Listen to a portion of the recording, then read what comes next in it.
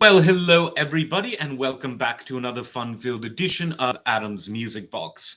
Like I said, for those keeping up with this new channel, whose growth is being impeded by something, but we'll leave that to the experts. I'm going to do these live streams every Saturday and Sunday, and then the shorter little videos, a couple of them during the week. Let me know if you want to see something else, any special requests, and we'll do our best if you call into your favorite radio station.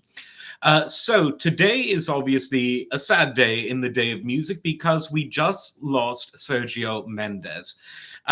He was in his 80s and he had a long and very interesting career. And you can't really begin to talk about Sergio Mendes without talking about the explosion in popularity of Brazilian music in the late 50s and early 60s, because that was when the comparatively contemporary style of bossa nova became international. Jazz musicians were learning it and playing it around the world. It was working its way into the pop charts. And the two great innovators who really made a name for this style at an international level were, of course, Yael Gilberto and Antonio Carlos Jobim. Both of them did a lot to popularize this music. And in the case of Gilberto, he participated in what became one of the most famous verb jazz recordings of all time, and that was the recording duo, the partnership of Stan Getz, the great American saxophonist, and Gilberto. So you had that wonderful mix of the traditional Brazilian bossa nova guitar of Gilberto and the wonderful lyricism of Getz's sax, and they continued to play on and off together for a long time. It was a very fruitful and interesting musical partnership. Antonio Carlos Jobim was obviously the writer and the popularizer of The Girl from Ipanema, which is the quintessential bossa nova song. Everyone sung it, and he famously did an album with Frank Sinatra. The album was called Francis Albert Sinatra and Antonio Carlos Jobim. You know, three names for the price of one, six really. But that was, of course, a wonderful album which produced so much memorable music. And Gilberto, oh, pardon me, Antonio Carlos Jobim would, of course, collaborate with Sinatra after that. And Mr. Gilberto married a very lovely wife who was a singer who sung the Brazilian Portuguese version of Girl from Ipanema. And this was Gilberto, rather, because we're speaking Portuguese now. Not one of the easier languages to speak, but it really sings well. There's some languages that just sort of lend themselves to being sung, and Brazilian Portuguese really is one of them.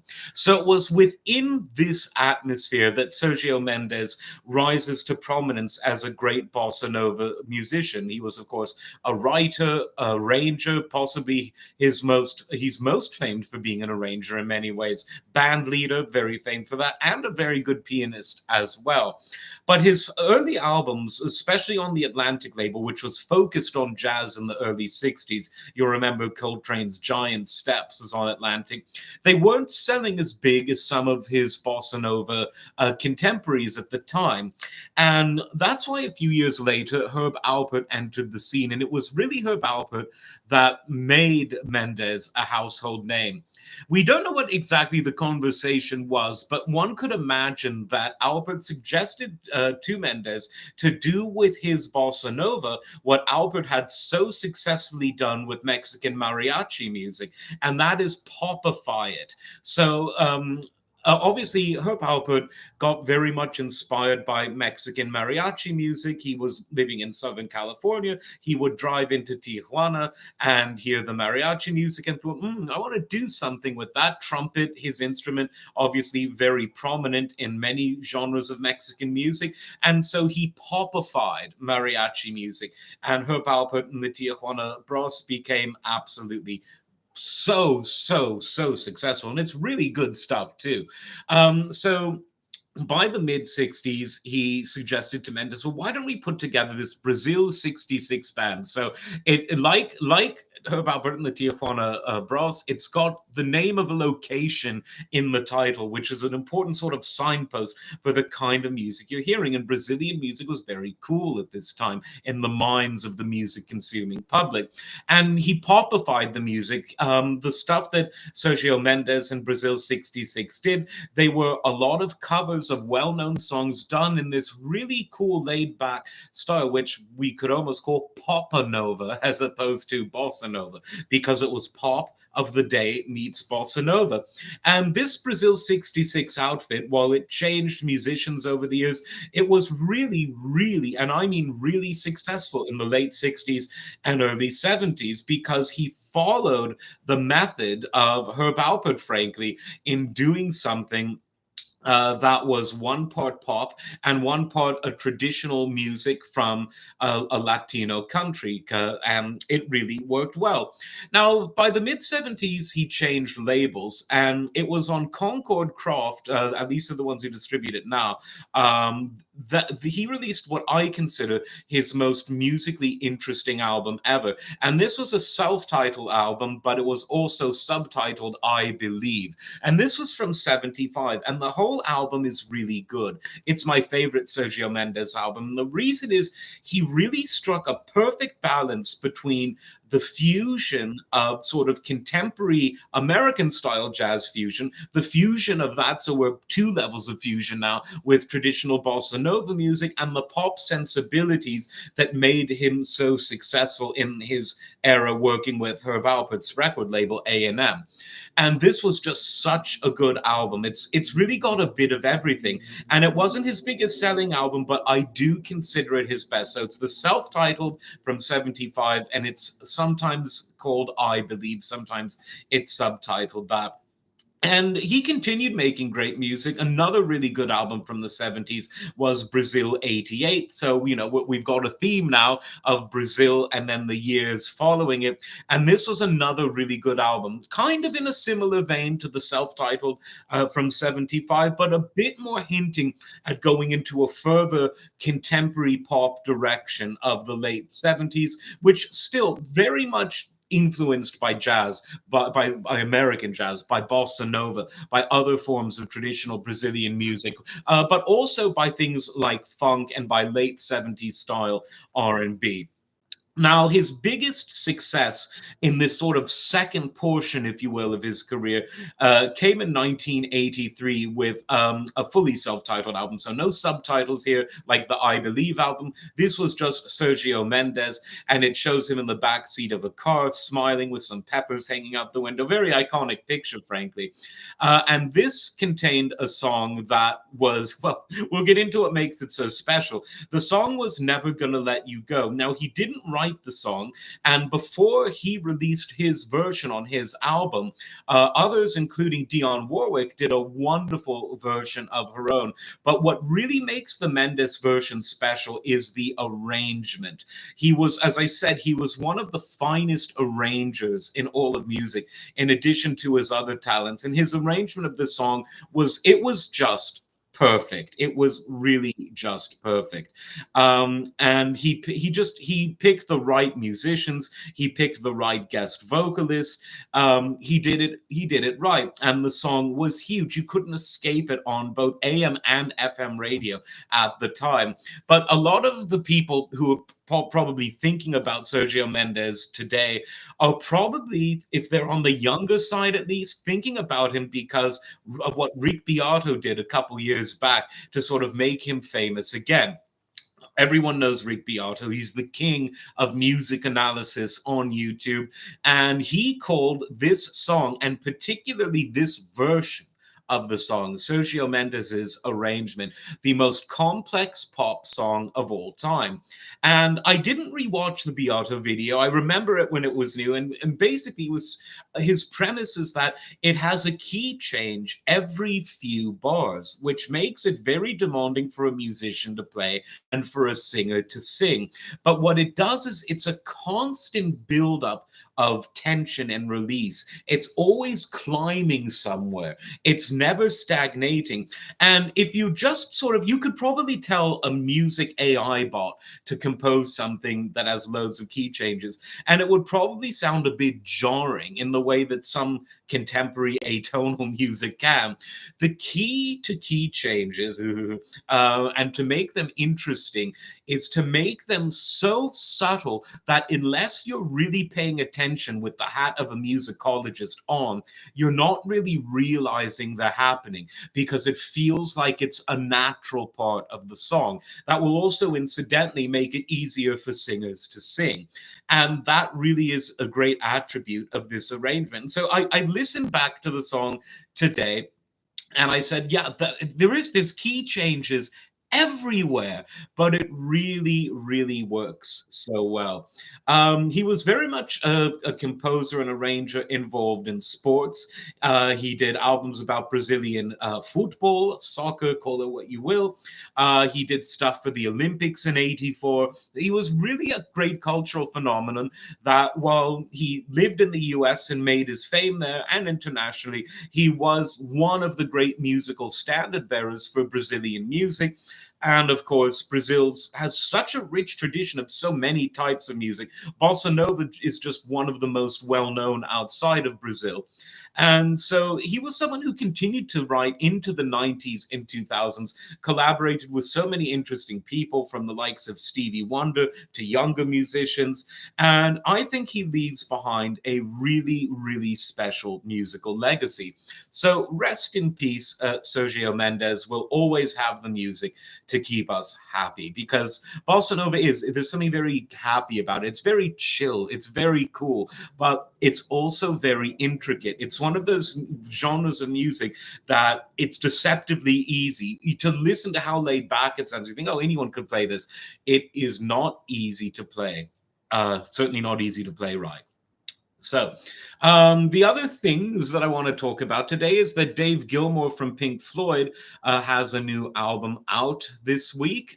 His first album since 2015's Rattle That Lock, and it's called Luck and Strange. Weird, strange title. But musically, it's wonderful.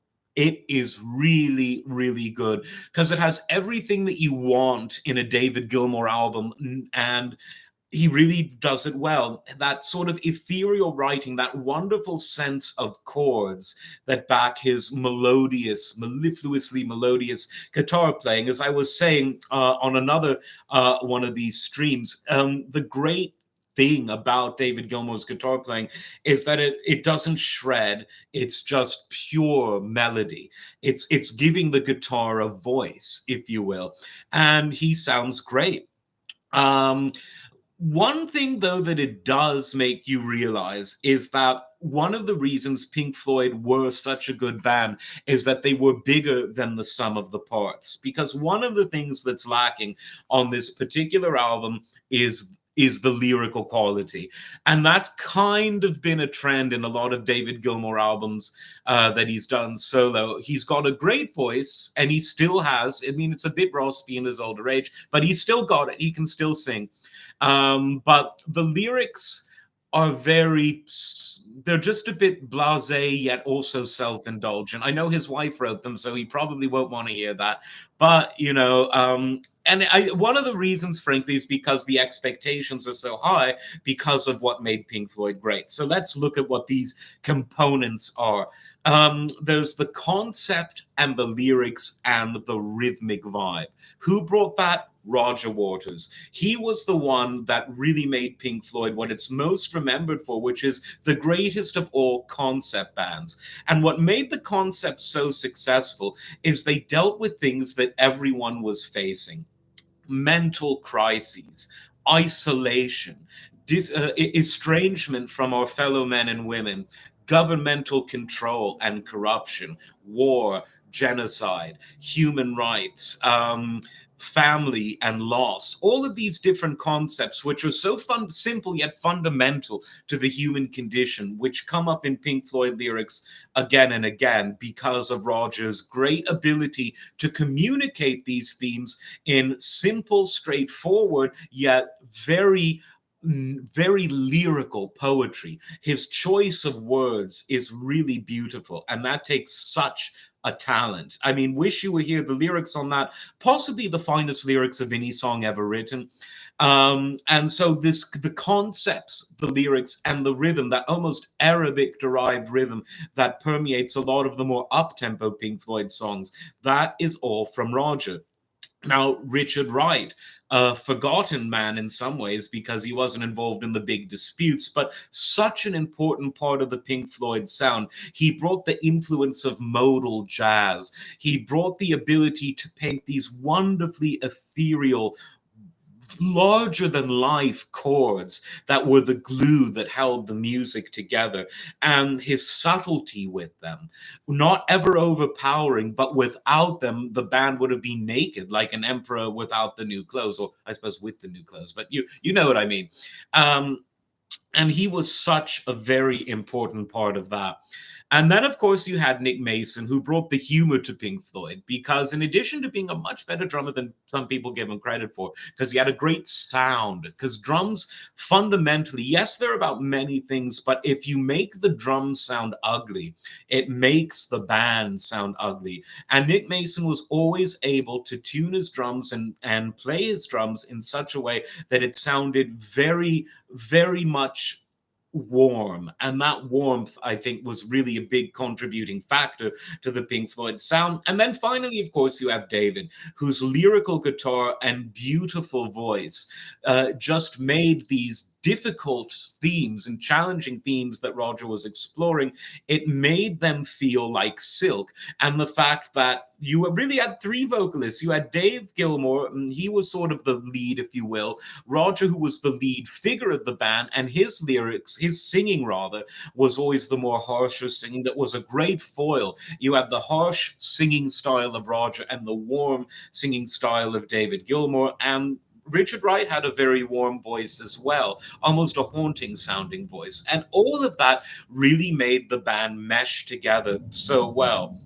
Now, you can really tell because all of the Pink Floyd solo albums have all of the elements that the individual brought to the band, but literally missing the other elements. So, for instance, David Gilmour's first solo album, self-titled album from 78, what an album. The chords, the guitar, the singing, but it's lacking any theme. It's lacking the things that make you think and feel.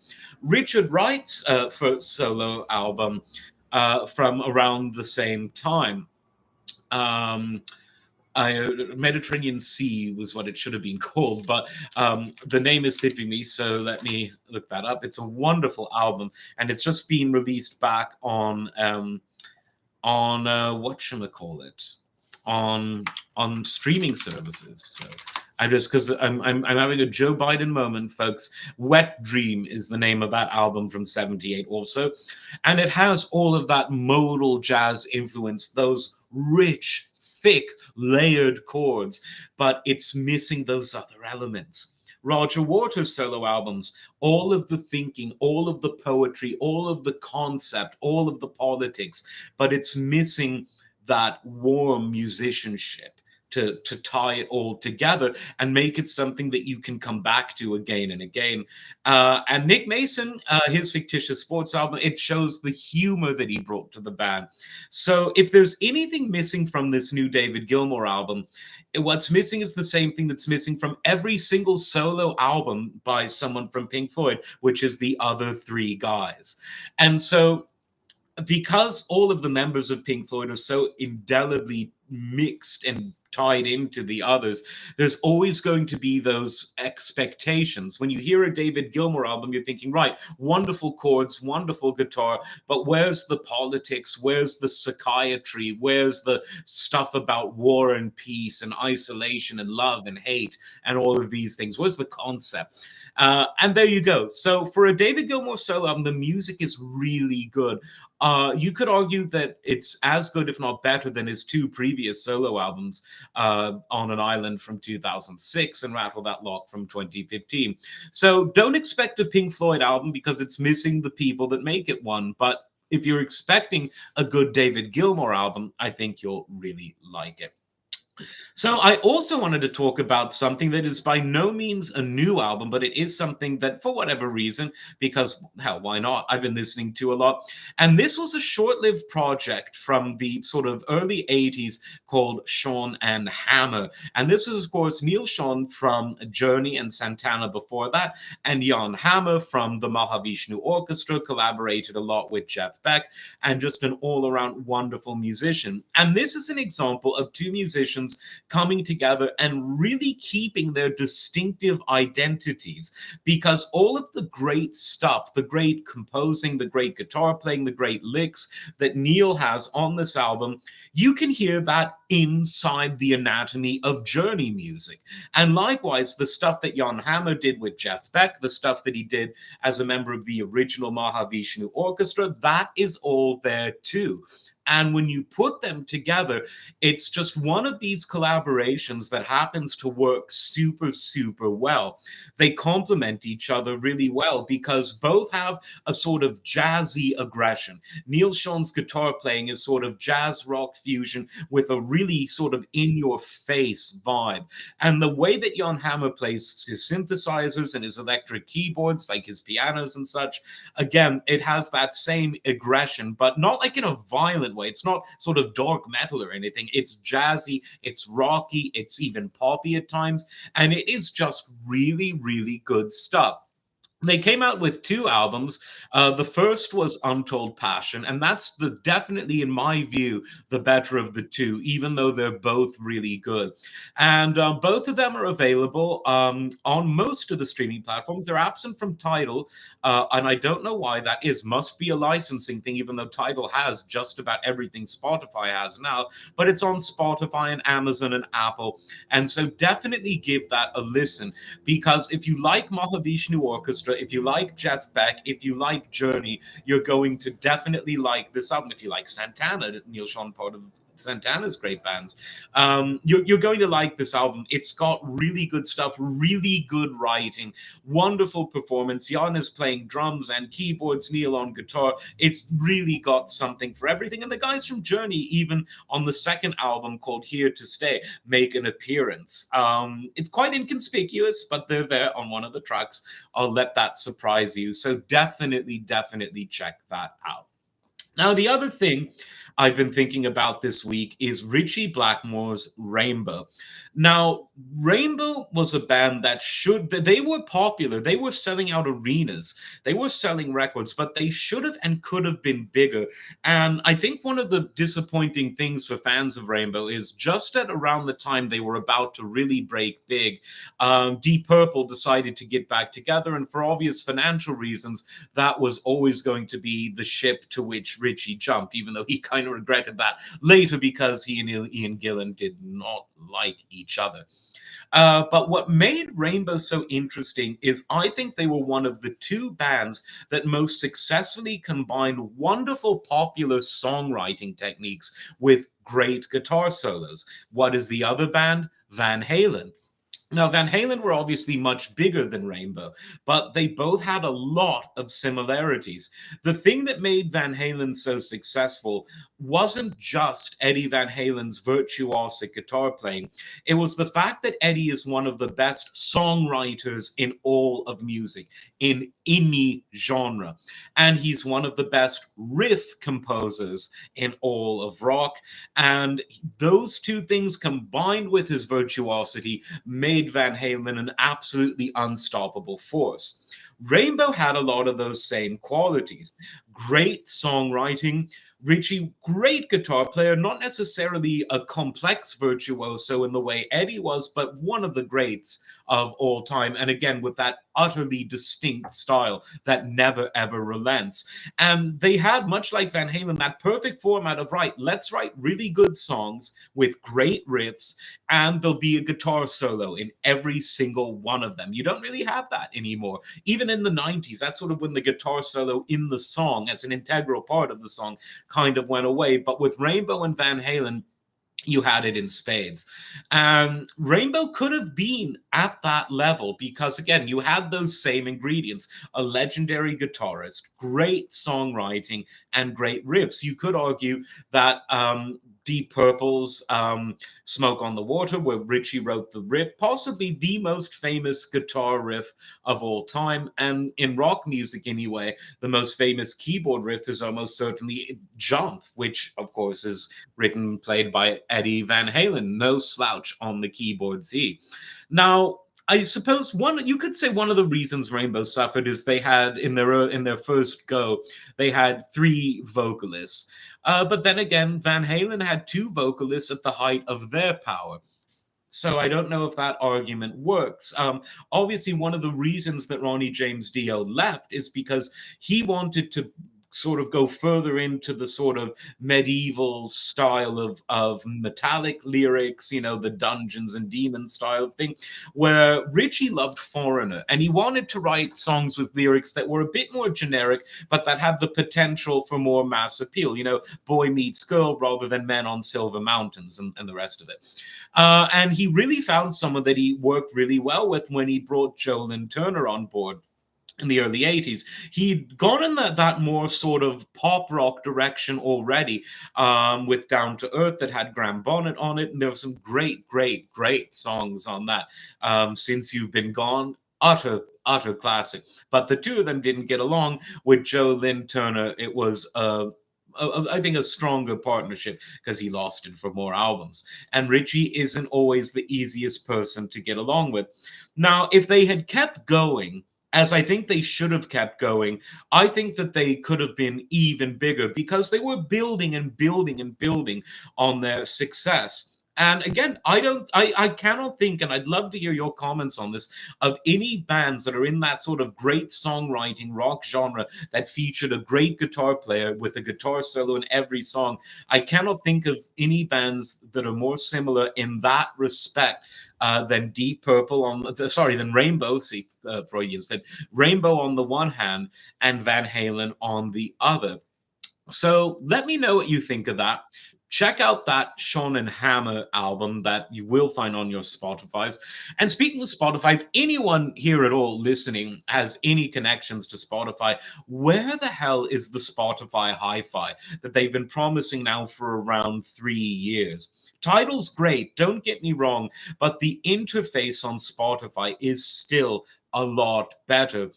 Even though it's one of those apps where the UI, the user interface, it gets worse with every update, but it's still pretty good. If they were to bring even standard 1641 rather, CD quality, it would be a huge step up. And if they had the high-res stuff, the 2296, the 2496, the 24192, if they were to do that, it would be a great competitor to Tidal because Tidal has the sound quality, but not quite as good as of a user interface. Slightly less good selection. And there's definitely room for improvement. Whether they invest any more into it to create those levels of improvement that they still need, who knows? Spotify definitely has the money, but they've sort of let us music guys down. They keep focusing on this podcast and that podcast and audiobooks, which is all great. I listen to podcasts all the time.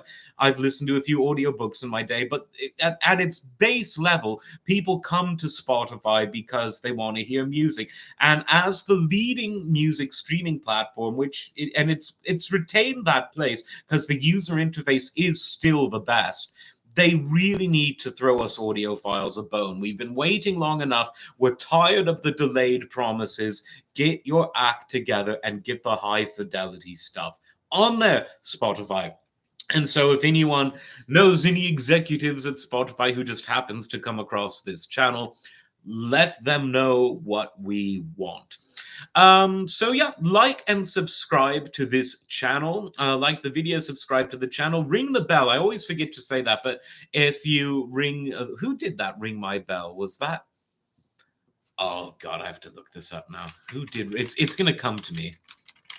And it was Anita Ward. So that's it. So like Anita Ward before me, or before her rather, ring the bell because that apparently helps. Share with your friends or the people who aren't your friends because, hey, a view is a view.